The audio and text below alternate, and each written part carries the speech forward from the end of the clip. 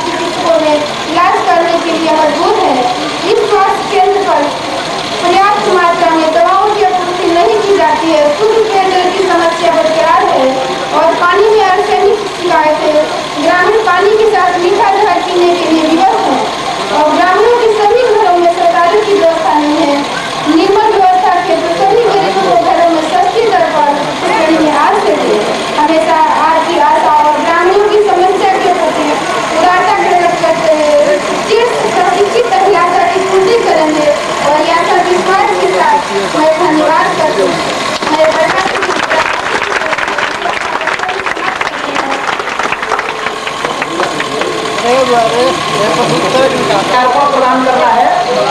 तो मैं श्री नर्मदेश्वर ओझा और श्री राणा सिंह ओझा जी को आमंत्रित कर रहा हूँ। मेरे डीएम साहब को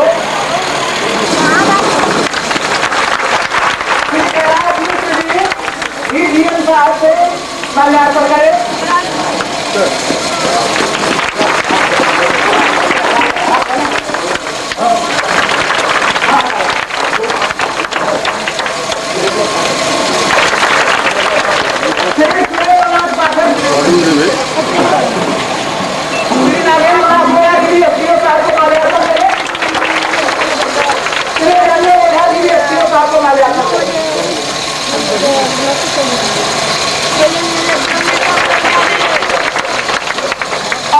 वीडियो साहब से माल्यार्पण की बारी है। तो हमारे वीडियो को माल्यार्पण करेंगे उसको श्री निरंजन ओझा जी भी, पंडित केशव प्रसाद ओझा वीडियो साहब को माल्यार्पण करें। एक सज्जन और है डॉक्टर पीर मोहम्मद अंसारी, वो डीएम साहब को माल्यार्पण करें।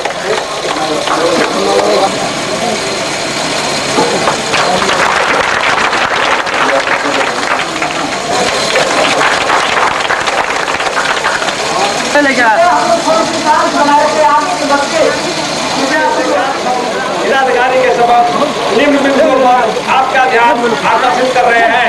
सिंहपुरा के सड़क पर बड़का सिंहपुरा निवासी 11/6/2099 में 1999 में 77,883 रुपया आपस में चंदा करके सड़क पर ईंट का टुकड़ा डाले।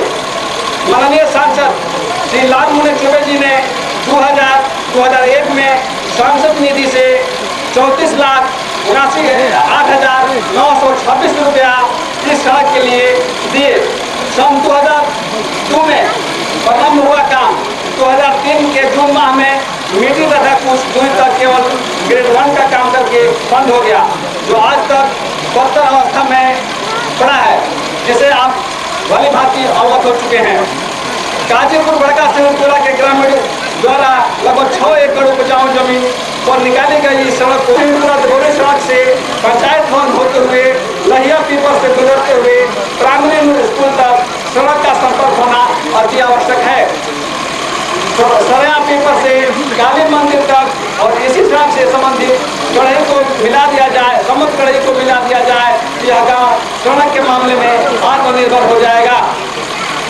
वहाँ से बड़का सिंहपुरा से छोटा सिंहपुरा होते हुए अगर इस गांव को, इस सड़क को पंचायत से जोड़ दिया जाए तो पूरा गांव पंचायत से जुड़ जाएगा। वहाँ से सरैया पीपर से गाजीपुर बड़का सिंहपुरा मुख्य मार्ग सड़क से मिला देने पर अन्य गांव से संपर्क स्थापित हो जाएगा।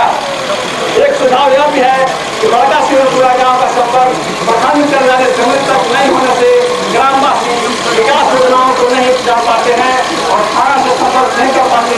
इसलिए बड़का सिंहपुरा सड़क से छोटा सिंहपुरा पोखरा को जोड़ दिया जाए तो सारी समस्याओं का समाधान हो जाए। ऊपर तक के रास्ते से आने जाने वाले लोगों पर है सुझाव है कि पश्चिम सड़क के बढ़ तक के कुआं तक संपर्क सड़क पुल के साथ बना दी जाए ताकि लोगों को बरसात की दुर्गति से मुक्ति मिल सके, इसकी अपेक्षा है। कहीं कस्बा से यह गाँव बिना बिजली लालटेन पर सहारा है। तीसरा अस्पताल 15,000 की धनी आबादी और बड़का सिंहपुरा आज भी डॉक्टर और दवा के बिना कष्ट झेल रहा है। 8 बिस्तर वाला अस्पताल कई वर्षों से कागज पर चल रहा है। शिक्षा बड़का सिंहपुरा में एक बिहार श्री नीतीश कुमार जी के द्वारा भी किया गया और इसके लिए उन्होंने आदेश भी दिए हैं। पांचवा पेयजल, दूषित पेयजल पीना ग्रामवासियों की मजबूरी है। स्वास्थ्य विभाग ने इसे जांच कर दिखा दिया है, इसलिए स्वच्छ जल की आवश्यकता अति आवश्यक है क्योंकि यहाँ पानी अधिकतर आर्सेनिक युक्त है। छठा विधि व्यवस्था, सिमरी थाना का क्षेत्र बहुत बड़ा है, इसके चलते विधि व्यवस्था में दिक्कत आती रहती है। सुझाव है कि बड़का सिंहपुरा छोटा सिंहपुरा पंचायत एक अलग से उतनी बड़का सेवा पूरा स्थापित किया जाए जो प्रयुक्त पंचायतों के मध्य में पड़ता है। टेलीफोन एक आवश्यक तत्व है, यहाँ की टेलीफोन की असुविधा है, इसलिए इसका व्यवस्थित विकास किया जाए, इसको शुरू किया जाए। बाध्य होकर बैंक करीब 15,000 आबादी वाला गांव, जिसमें 50% लोग अन्य जगहों में उच्च स्तर के पदों से लेकर व्यापारी आदि में भारत में है तथा यहाँ की उर्वरा भूमि पर एवं ग्रामीण का कठिन परिश्रम आर्थिक मामले में परिपूर्ण है। इस गांव का पैसा Punjab national bank Dumri, state bank Dumraon, Allahabad bank Simri, Indian bank जखनी, ग्रामीण बैंक नया भोजपुर, ग्रामीण बैंक दियारीपुर में जरूरत के अनुपात में है। सरकारी पेंशनधारी भी करीब 400 है। अतः बड़का सिंहपुरा में एक राष्ट्रीयकृत बैंक की अनिवार्य आवश्यकता है। लेकिन हमारा कृषि खाद्य एवं सिंचाई का उत्तम प्रबंध किए बगैर हम कृषि तकनीकी के नई जानकारी के बगैर एवं बैंक द्वारा किसानों की समस्या पर वित्तीय सहायता के बगैर खेती का बेहतर विकास संभव नहीं है। इसलिए उपयुक्त समस्याओं का ज्ञान आपसे उपस्थित है। अतः महाशय से नम्र निवेदन है कि उपयुक्त कठिनाइयों को दूर कर एवं हमारी मांगों को स्वीकार कर बड़का सिंहपुरा को एक आदर्श गांव के रूप में परिणित करने की कृपा प्रदान करें। जय हिंद।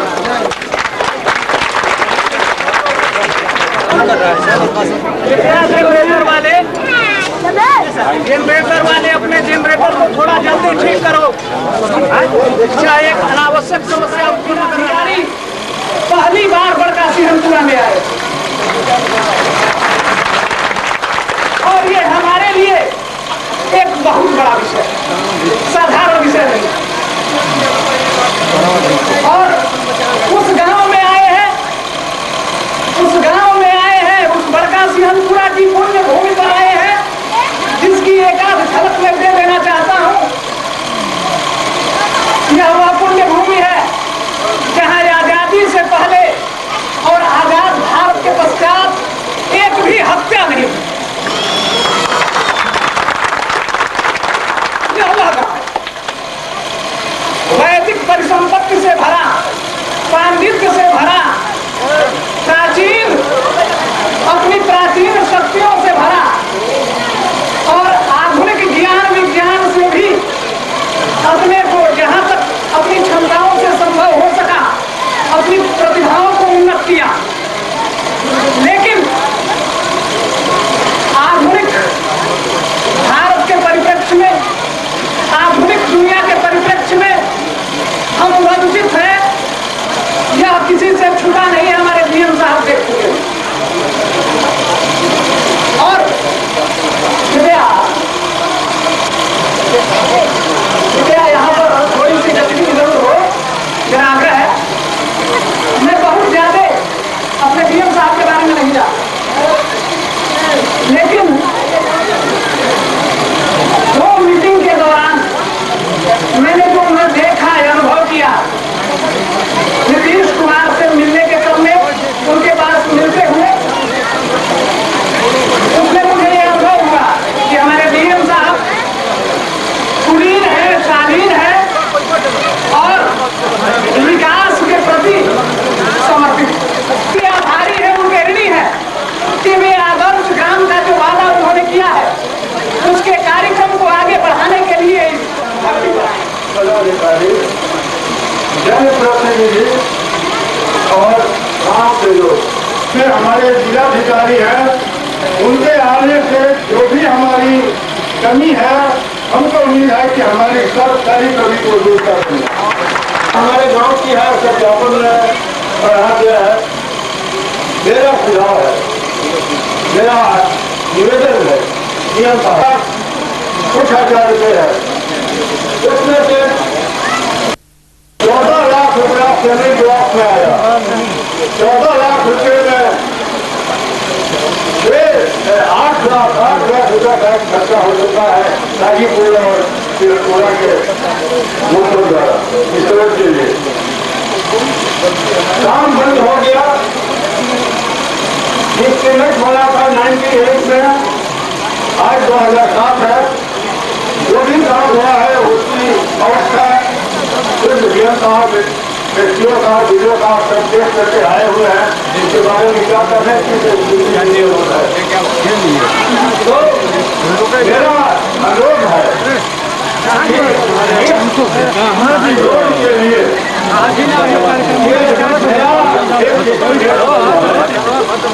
एस्टिमेट बना करके जो भी रुपया लगे, 50 लाख लगे, करोड़ लगे, ये सारा एस्टिमेट बना लें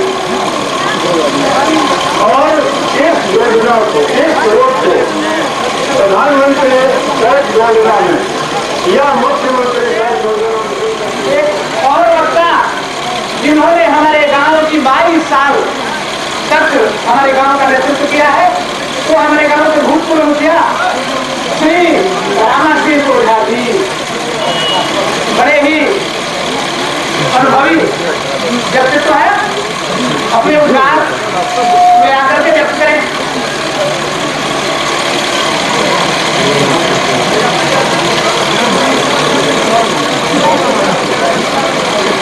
माननीय जिलाधिकारी महोदय, तो हमारे अनुमंडलाधिकारी महोदय, तो प्रखंड शासन अधिकारी महोदय, हमारे उनके सहायक लोग, हमारे यहाँ सब हुए बड़े भाई,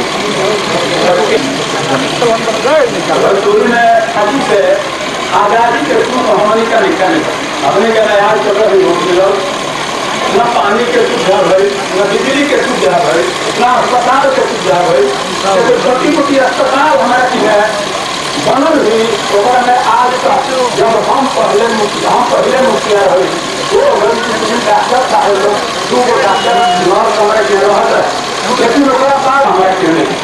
ऐसे हम जिलाधिकारी महोदय पंडित विश्वनाथ ओझा जी को आमंत्रित करें। और राजेंद्र प्रसाद जी और प्रखंड विकास पदाधिकारी आज कर्मचारी गण उसमें व्यस्त है। अरे उस भाई बहन के लिए 2 बूंद आंसू तो हम लोग कम से कम दे दे, उनको सहानुभूति तो हम लोग कम से कम प्रकट कर दे। इसलिए इस सभा से उन भाई बंधुओं के लिए कितने लोग मर गए, कितने लोग घर बह गया, ये हम लोग कम से कम उनके लिए हम लोग कुछ धन एकत्र कर रहे हैं। और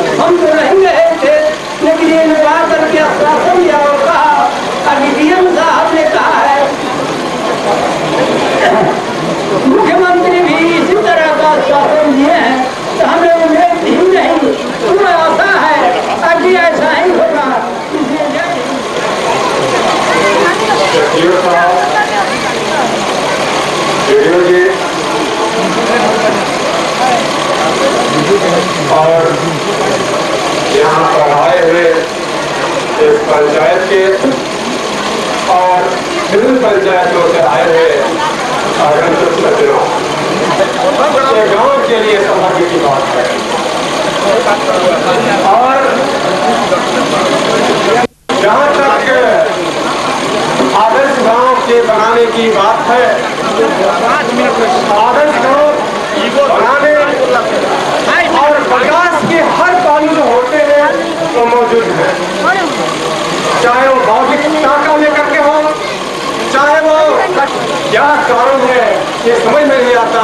इस क्षेत्र का, इस गांव का जितना विकास होना चाहिए, विकास नहीं हो पा रहा है। हमको लगता है कि इसके पीछे हम लोगों को टटोलना होगा कि क्या सबके साथ सहयोग करें तो शायद विकास के लिए मुझे दूसरे के लिए मुहताज होना नहीं पड़ेगा। जहां तक नेहरू जी ने कहा था कि ये दिन आ गया जो हमें नियत से समझौता किया था, और नियत की समझौता क्या था कि जब तक इस देश के एक एक लोगों की हम आंखों के आंखों पोछ नहीं लेंगे, तब तक हमारी स्वतंत्रता की परिकल्पना सही नहीं मानी जाएगी। देखता हूँ कि आज हमारे डीएम साहब इस आदर्श गांव की परिकल्पना के साथ, इस गांव के विकास के साथ, इस क्षेत्र की समग्र विकास, जो एक गांव एक दिशा दे सकता है, एक गांव ताकत दे सकता है इस क्षेत्र के विकास के लिए। मैं देखता हूँ कि डीएम साहब इसमें कितना सहयोग करते हैं, कितना कारगर साबित होते हैं। इसी के साथ अपने वाणी को मैं विराम देता हूँ। धन्यवाद।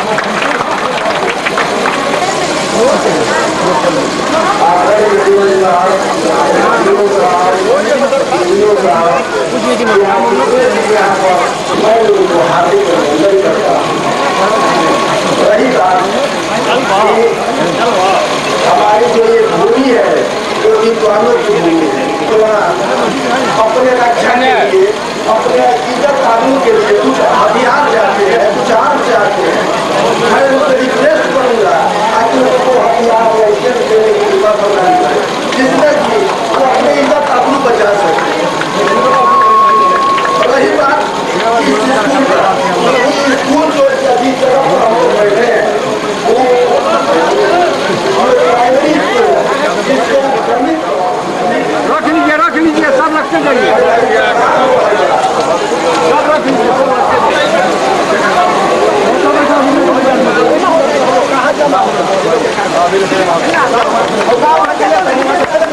इसी गांव के लाभार्थी बैठ जाए,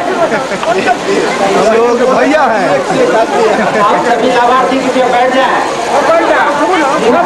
शिक्षा हो, सड़क हो या बिजली हो या किसी प्रकार और लेडीज से मिले हैं, तो सारी सरकार स्थिति में अभी ढांचागत सुविधाएं हैं सब लागू करेंगे।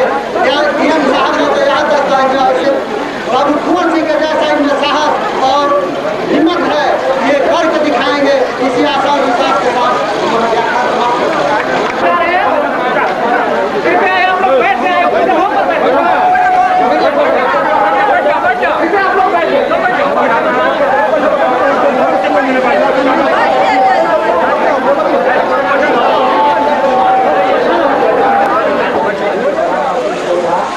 परम आदरणीय सुरेंद्रनाथ पाठक, परम आदरणीय पंडित कैलाश मिश्र, परम आदरणीय पंडित नर्मदा नाथ ओझा, परम आदरणीय पंडित श्री ओझा, परम आदरणीय पंडित श्री रामव्यास ओझा, इस पंचायत की माननीय मुखिया श्रीमती पुष्पा देवी और मीडिया के सम्मानीय कर्मीगण, आज हमको अपार हर्ष हो रहा है।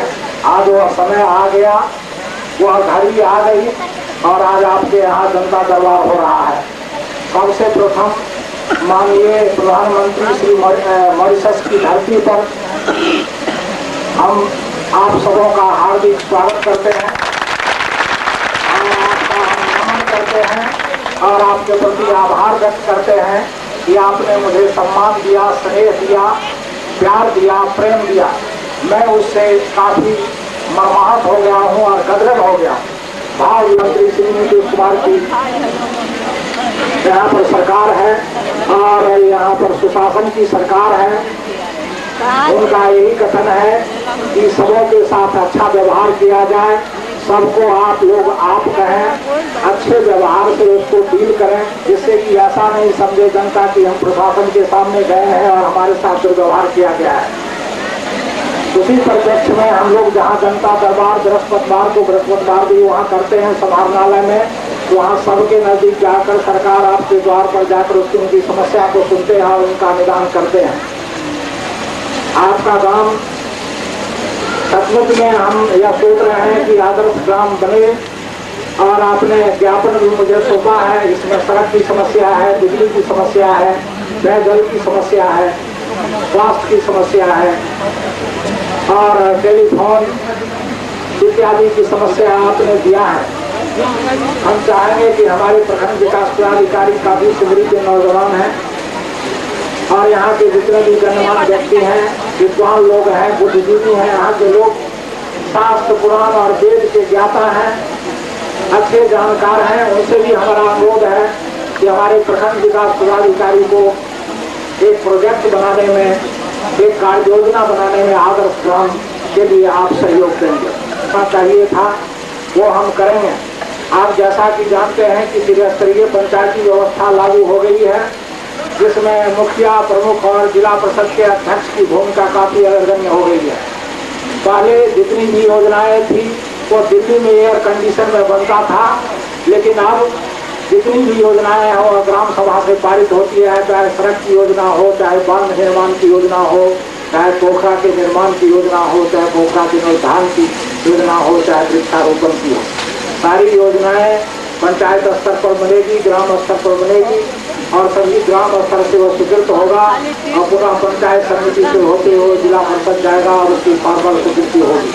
आप जो योजना बनाएंगे उसमें कोई तब्दीली नहीं करेगा जिला परिषद, केवल एक फॉर्मल उसकी स्वीकृति होती है।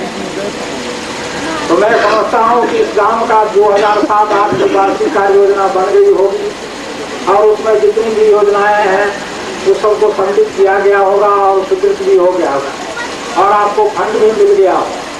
तो ये जो छोटी छोटी समस्याएं हैं, जैसे चापाकल है, चापाकल के बदले आप कुआं खोदें, कुआं का पानी शुद्ध होता है और कुआं अधिक से अधिक संख्या में इस गांव में बनना चाहिए। दूसरी बात, यहाँ वृक्षारोपण होना चाहिए।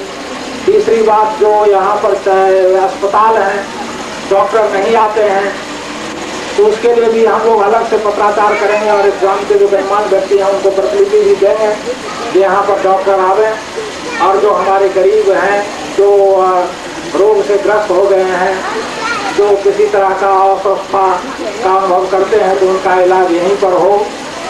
आपने सड़क की समस्या उठाई है, जो कुंभ में माननीय सांसद श्री लालमणि चौबे की अनुशंसा पर पहले सड़क आपकी बनी थी और वह योजना काफी राशि की थी, जिसमें 8 लाख रुपए व्यय किए गए हैं और ग्रेड 1 तक काम हुआ है। हम चाहते हैं कि यह सड़क बने और डुमरी पथ से इसका जुड़ाव हो जाए, ताकि आप लोगों को किसी तरह आने जाने में कठिनाई नहीं हो। हम स्वयं इस रोड से आए हैं, रोड की स्थिति खराब है, ये है और इस सड़क में थोड़ी परिश्रम कर दिया जाए तो सड़क बन जाएगा आसानी से। इसमें आप लोगों का सहयोग अपेक्षित है।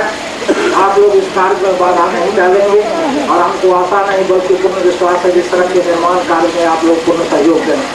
हम देख रहे हैं, संचिका को देखेंगे, फाइल को देखेंगे कि कौन योजना से ये बनी है, उसकी समीक्षा करके जो आगे की कार्रवाई होगी हम चाहेंगे तुरंत उस पर कार्रवाई होना चाहिए, आगे का काम होना चाहिए। जिसका हम आश्वासन आपको जिला प्रशासन की ओर से दे रहे हैं और हम इस काम को करवाएंगे। दूसरा, आपका जो दिल्ली में कोई रहते हैं प्रतिनिधि आपके, उनसे भी हमारी दूरभाष पर बात हुई है और कहे चौतरफा रोड की यहाँ आवश्यकता है और आपने अपने हाँ उनसे भी बात हुई है, कहे तो हम दिल्ली से आना चाहते हैं, जनता दरबार में आपके बारे में सुने हैं। हम कहे आप सर्विस करते हैं, आपको छुट्टी मिलेगी तब नहीं आएंगे। तो हम जा रहे हैं आपके गांव में और सारी समस्याओं को सुनेंगे, जनता दरबार करेंगे। तो ऐसा छोटा जो रोड है उसको हम लोग पंचायत समिति स्तर से ही या पंचायत स्तर पर से भी ले सकते हैं, क्योंकि राष्ट्रीय गारंटी ग्रामीण रोजगार गारंटी रोजगार योजना लागू हो गई है, जिसका उद्देश्य है 100 दिन का रोजगार देना, गरीबी दूर करना, मजदूरों के पलायन को रोकना। जो इच्छुक परिवार हैं जो निबंधित करा सकते हैं उनको जॉब कार्ड दिया जाएगा और जितने भी मिट्टी का काम करेंगे सब जॉब कार्ड पर एंट्री होगा, ताकि आप पता लग सके कि 100 दिन में आपको कितना काम दिया गया है। ये सरकार की बहुत महत्वपूर्ण योजना है। अभी जिला वहाँ राज्य स्तर पर भी सभी विकास आयुक्तों की बैठक हुई है और इसमें इस योजना पर काफी जोर दिया गया है इसके कार्यान्वयन पर। तो हम चाहते हैं कि यहाँ जितना परिवार है उसका कम से कम 50% परिवार को जॉब कार्ड मिल जाए और उनको रोजगार मिल जाए और वे बाहर नहीं जाए, दिल्ली नहीं जाए, पंजाब नहीं जाए, क्योंकि मजदूरों का पलायन हो रहा है। अगर उनको काम घर में ही मिल जाएगा तो अच्छा है। दूसरा पंचायती ग्राम स्वरोजगार योजना, इसमें 2 तरह के ऋण मिलते हैं बैंक से, एक व्यक्तिगत स्वरोजगारी और दूसरा स्वयं सहायता समूह। मेरा आप लोगों से अपील है, जितनी महिलाएं अभी माताएं यहाँ पर बैठी हुई है, आप 10-10 आदमी का ग्रुप बनाइए और उसमें अध्यक्ष और सचिव का चुनाव कीजिए और आप लोग कंट्रीब्यूटरी राशि उसमें दीजिए, 20, 25, 30, 50 रुपया करके जमा कीजिए। एक ऐसा होगा जो आपको 4-5 हजार रुपया हो जाएगा और उसका लेन देन आप उसमें कीजिए, पैसा लीजिए, फिर पैसा को जमा कीजिए। इस तरह की प्रवृत्ति को बढ़ावा दीजिए। इसके बाद आपका ग्रेडिंग हो जाएगा और DRDA से आपको परकर्मी राशि मिलेगी और उसका जितना परकर्मी, मान लीजिए 5000 परकर्मी राशि मिली है तो उसका 4 गुना आपको बैंक से बैंकिंग शेयर मिलेगा और आपको पैसा लेकर फिर जमा करने की भावना आपके मन में आ गई है। तब आप अपना प्रोजेक्ट बनाइए, इस एरिया में हम क्या कर सकते हैं। हम धान से चावल बना सकते हैं, कि मधुमक्खी का पालन कर सकते हैं, कि बकरी का पालन कर सकते हैं, कि डेयरी का पालन कर सकते हैं। वैसा प्रोजेक्ट आप बनाइए। या सब्जी की खेती कर सकते हैं, सब्जी भी काफ़ी यहाँ पर होती है। तो वैसा ग्रुप बने और उसका प्रोजेक्ट बने, उसको DRDA में उप विकास आयुक्त के यहाँ भेजिए और उसकी स्वीकृति होने के बाद आपको वित्त पोषण कराया जाएगा। अभी सदस्यों के बीच में वितरण कर लें और उसका हिसाब किताब रखें, कैश बुक रखें, काम का विकास होगा। मैं समझता हूँ यहाँ पर कुछ स्वयं सहायता समूहों का भी गठन हुआ होगा। अगर गठन हुआ भी होगा तो वह निष्क्रिय होगा, क्योंकि बैंक की जो भूमिका है वो अच्छी नहीं है। वो 10 बार वहाँ पर दौड़ाता है और आपकी जिंदगी में निराशा आ जाती है और आप जो है उसको लेना नहीं चाहते हैं। ताकि मानिए मुख्यमंत्री जी के द्वारा पदाधिकारियों की पटना में बैठक हुई है और उन्होंने कहा है कि बैंक का राष्ट्रीयकरण इसलिए हुआ है कि गरीबों को लोन दिया जाए, लेकिन अब यहाँ पैसा 200 रुपया प्रतिमाह आपको डाकघर से मिलेगा।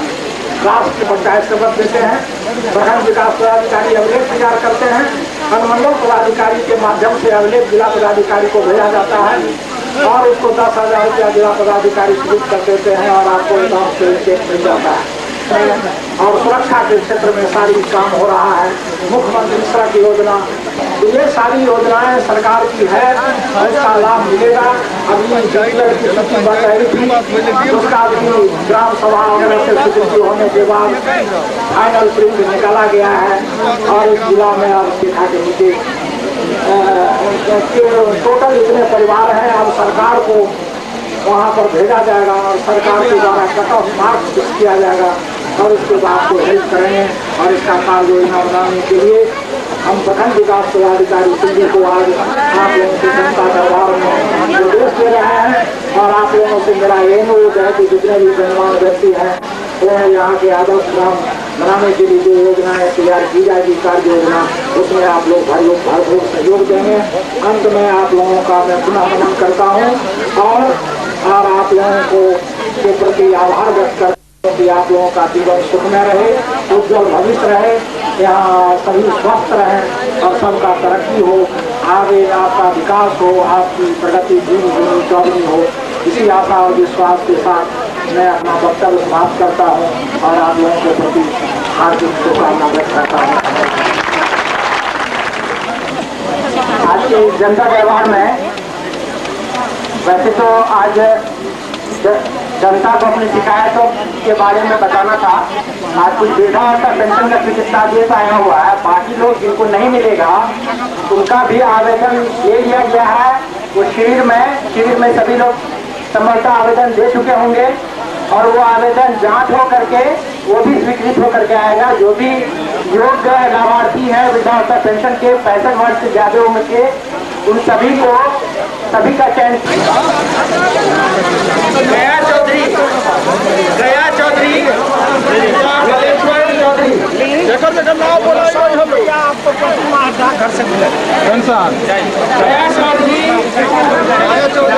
बलेश्वर चौधरी आराम से मार्जिन कनकर 50 वर्गीय सरयू कनकर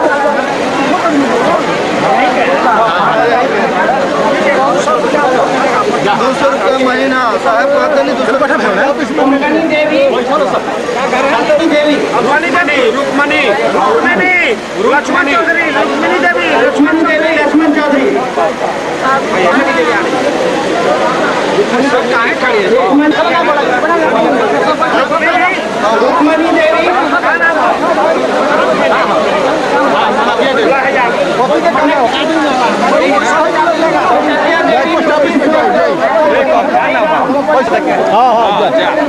जाइए वो मुंगा यादव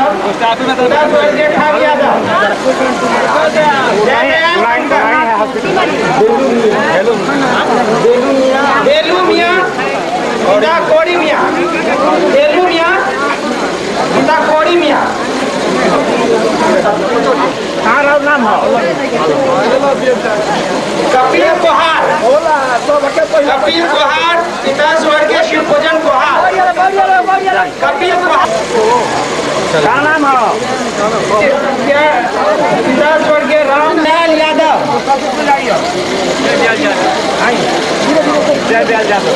नंदू कुम्हार सूरज कुमारिया पाठक मुसम्माद कुसुम देवी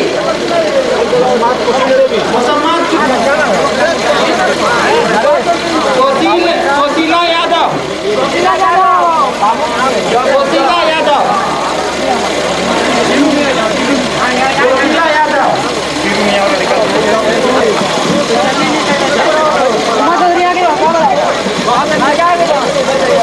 कन्हैया कमतर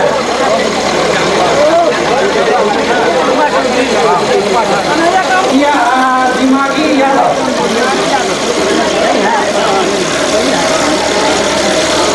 मदन यादव पिता स्वर्गीय बलेश्वर यादव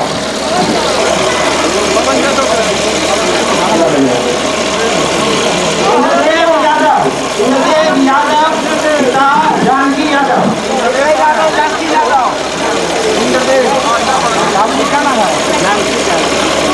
धनदेव कमकर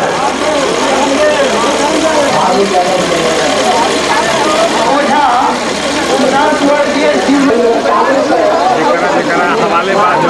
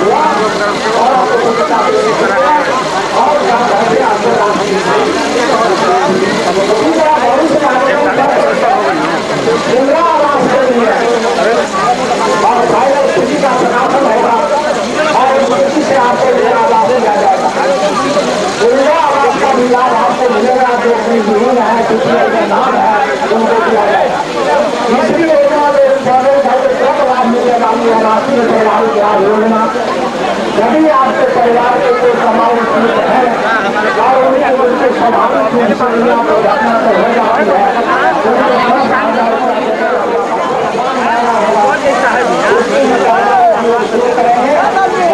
जनता से चर्चा करेंगे के साथ इनके पति भी नहीं है और इनके भी जो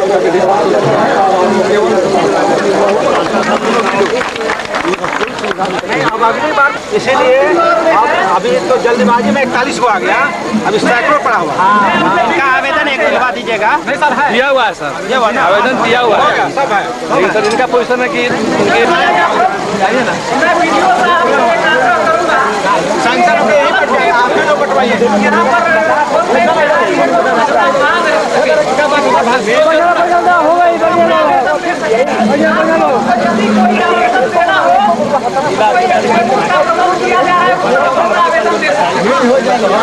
नहीं, आप सभी ने कैंप के दिन में सारा आवेदन दे दिया है। सभी आवेदन जांच के बाद स्वीकृत किया जाएगा और फिर इसी तरह कैंप लगाकर जिनको नहीं मिला है उनका संविदा बांटा जाएगा। आप सभी घबराए नहीं, जो भी आवेदन दिए उस पर कार्रवाई चल रही है, वो जांच के बाद उसको